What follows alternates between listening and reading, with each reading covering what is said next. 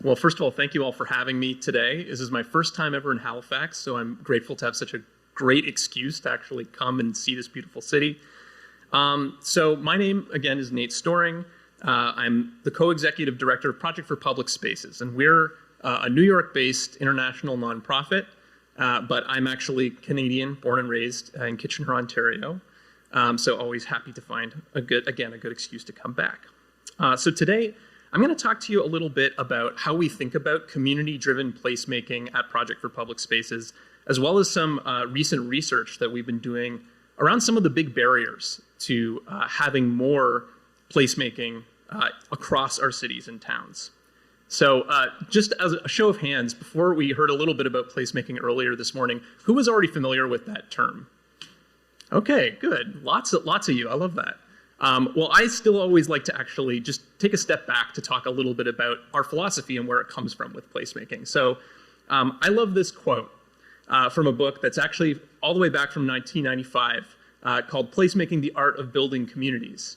But in this book, they sort of define placemaking a little differently. They point out that placemaking is the way that all of us as human beings transform the places in which we find ourselves into the places in which we live. And I really love this definition because it points out that kind of everyone in this room is a placemaker. We're just doing this all the time. The evidence is all around us. And when, as designers or planners, we come into a space, we're actually intervening in a process that's already going on in that space, right? People have already made decisions. They're already adapting the space. There have been designers and planners that have already influenced it in the past. So we're always actually intervening, and it's really important to remember that.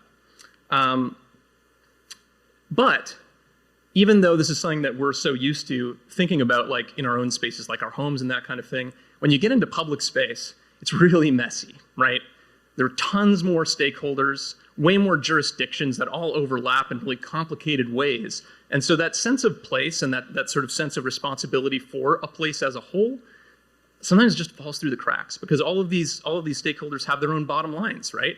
Their own ways of thinking about the space, whether it's storing cars or it's property values or any number of other sort of bottom lines.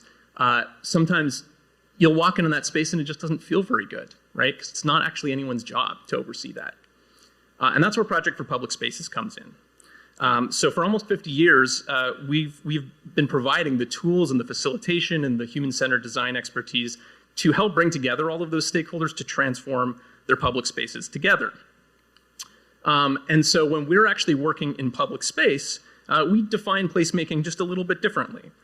We like to say that it's a community-based process of visioning, experimentation, and care to change the way people use and experience a public space.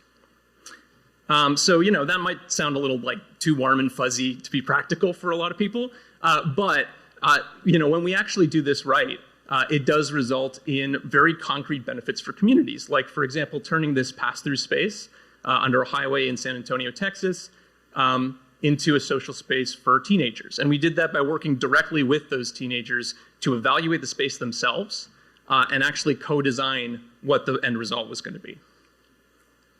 Or transforming this brutalist, sort of underutilized brutalist plaza in Atlanta, Georgia, into a colorful platform for arts and culture. And the thing is, these actually don't take that long. These all happen in the course of just a couple of years, really, of working together to get to this final result. Thinking a little bit longer term, though, how about transforming this dangerous intersection that's in the heart of Detroit into USA Today's #1 public square in the country?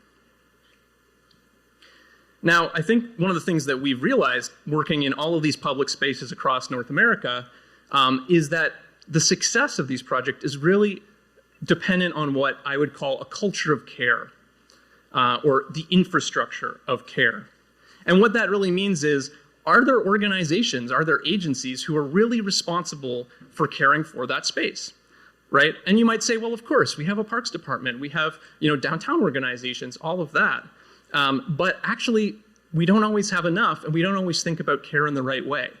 So, for example, Mitchell Silver, who is the wonderful former New York City Parks Commissioner, when he was talking to his department, he said to them that maintenance is a checklist, but caring comes from a different part of the soul. In other words, maintenance isn't enough. When we're talking about care, it's not just about making sure that the trash is picked up and those types of things.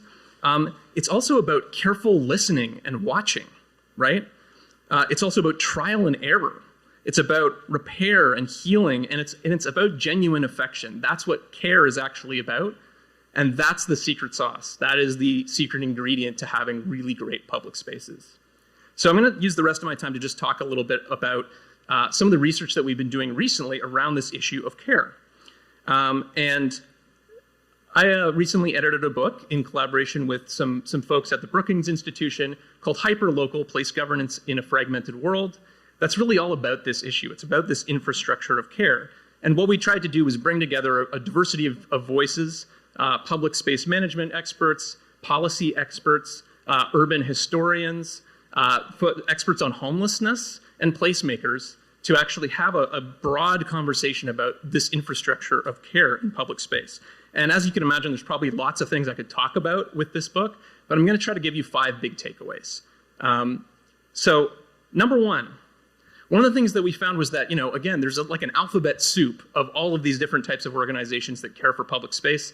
This is primarily focused on the American context. So there we have business improvement districts, which you call business improvement areas frequently here, community development corporations, urban redevelopment authorities, and so on and so on and so on, not to mention all of the public sector agencies that care for public space.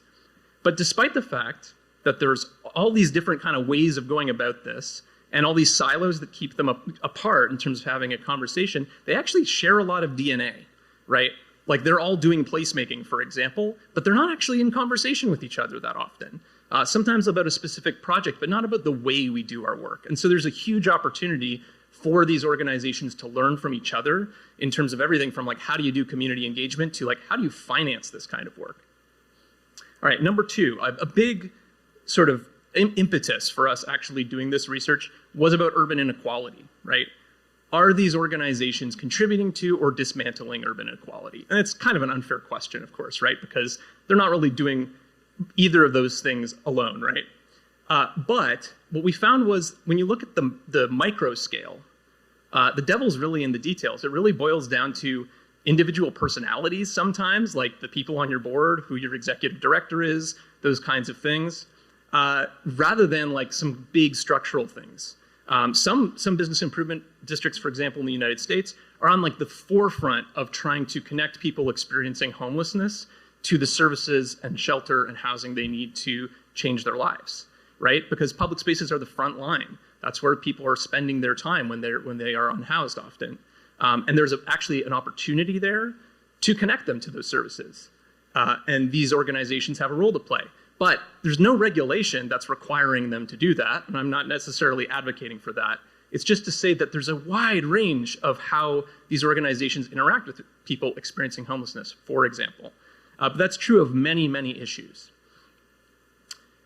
The bigger inequality that we found was actually between the areas that have these organizations and the areas that don't, right? There are huge swaths of cities that don't have a sort of formalized, resourced infrastructure for caring for the public realm, right? And that's a problem because, as I was saying before, that kind of infrastructure is kind of a prerequisite for successful long-term placemaking efforts.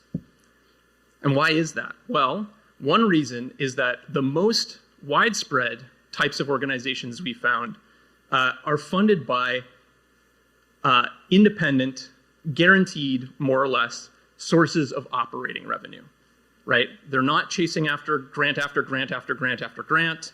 They're not reliant on specific administrations to fund them often. They have built-in structures that allow them to fund their work on a regular basis, a consistent basis, which again, that's a prerequisite for care, right? You have to be able to be there again and again and again, show up again and again and again to build the trust and to actually make change over time.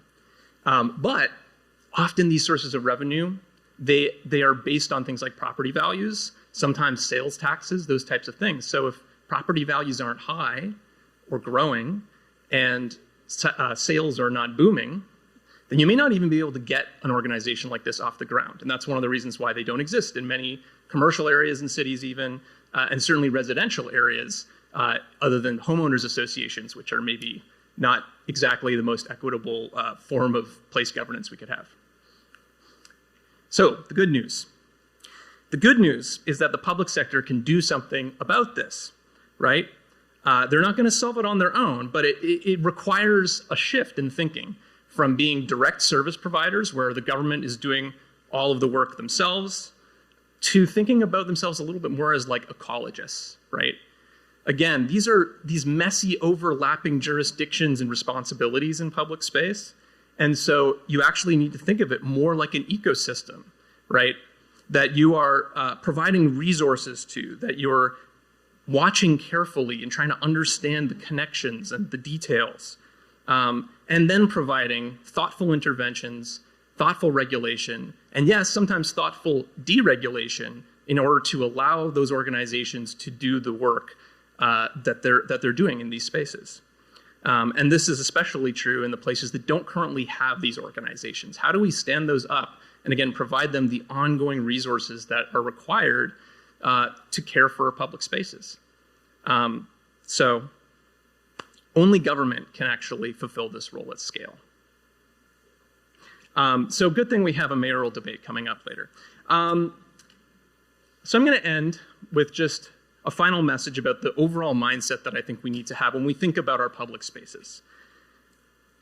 I like to say that effectively caring for a public space, a neighborhood, a downtown district, it's more like raising a child than designing a product and building a product. And what I mean by that is that it really requires that constant learning mindset, right?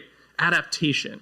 It requires love, and it takes a village to actually make it happen. So thank you. And I look forward to raising our public spaces together.